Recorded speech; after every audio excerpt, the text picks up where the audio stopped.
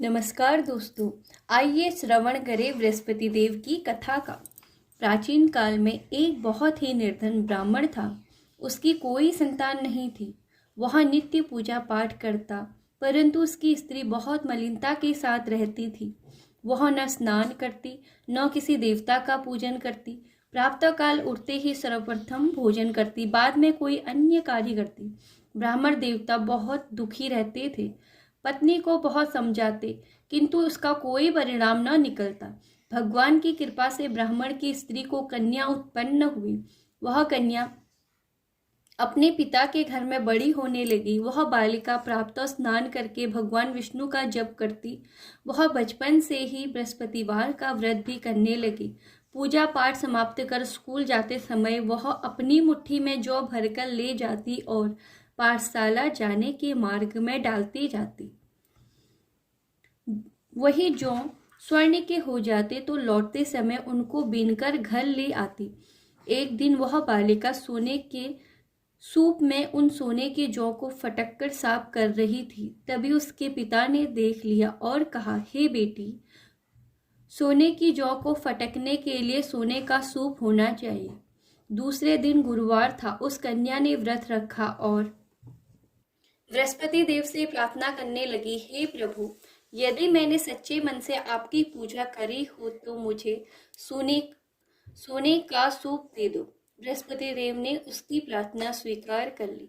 रोजाना की तरह वह कन्या जो फैलाते हुए स्कूल चली गई। स्कूल से लौटकर जब वह जौ बीन रही थी तो बृहस्पति देव की कृपा से उसे सोने का सूप मिला। उसे वह घर ले आई और उससे जौ साफ करने लगी, परंतु उसकी माँ का वही ढंग रहा।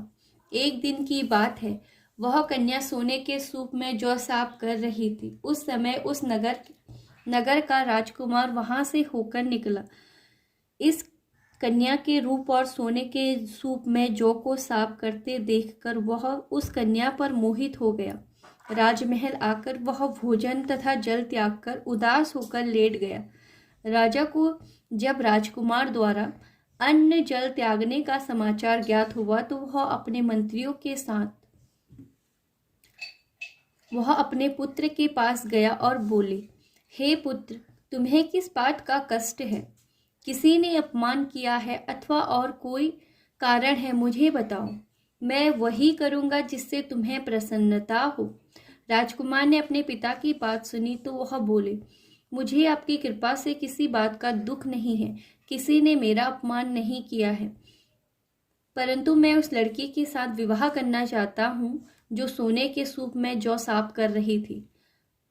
यह सुन राजा आश्चर्य में पड़ गया और बोला, हे बेटा, इस तरह की कन्या का पता तुम ही लगाओ, मैं उसके साथ तुम्हारा विवाह अवश्य करवा दूंगा। राजकुमार ने राजा को उस लड़की के घर का पता बतलाया। मंत्री उस लड़की के घर गया और राजा का आदेश ब्राह्मण को सुनाया।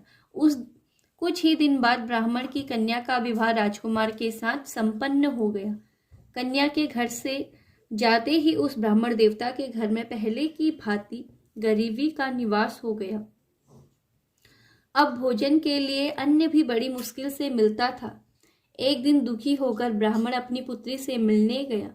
बेटी ने पिता की दुख की अवस्था को देखा और अपनी माँ का समाचार पूछा। ब्राह्मण ने सभी हाल कहा। कन्या ने बहुत सा धन देकर अपने पिता को विदा कर दिया। इस तरह ब्राह्मण का कुछ समय सुखपूर्वक व्यतीत हुआ, लेकिन कुछ दिन बाद फिर वही हाल हो गया।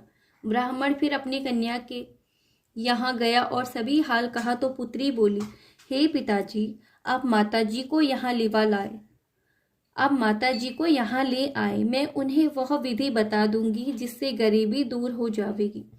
ब्राह्मण देवता अपनी स्त्री को साथ लेकर अपनी पुत्री के पास राजमहल पहुंचे तो पुत्री अपनी माँ को समझाने लगी, हे माँ, तुम प्रातःकाल उठकर सर्वप्रथम स्नान आदि करके विष्णु भगवान का पूजन करो तो सब दरिद्रता दूर हो जाएगी। परंतु उसकी माँ ने उसकी एक बात नहीं मानी। वह प्रातःकाल उठकर अपनी पुत्री का बचा जूठन खा लेती थी। एक दिन उसकी पुत्री को बहुत गुस्सा आया। उसने एक रात एक कोठरी का सारा सामान निकाल दिया और उसमें अपनी माँ को बंद कर दिया। प्रातः उसमें से माँ को निकालकर स्नान आदि करा के पूजा पाठ करवाया तो उसकी माँ की बुद्धि ठीक हो गई। इसके बाद वह नियम से पूजा पाठ करती और प्रत्येक बृहस्पतिवार को व्रत रखने लगी। इस व्रत के प्रभाव से उसकी माँ भी बहुत धनवान हो गई और बृहस्पति देवता के प्रभाव से स्वर्ग को गई। वह ब्राह्मण भी सुखपूर्वक इस लोक का सुख भोग कर स्वर्ग को प्राप्त हुआ। बोलो बृहस्पति देव की जय, लक्ष्मीपते नारायण की जय।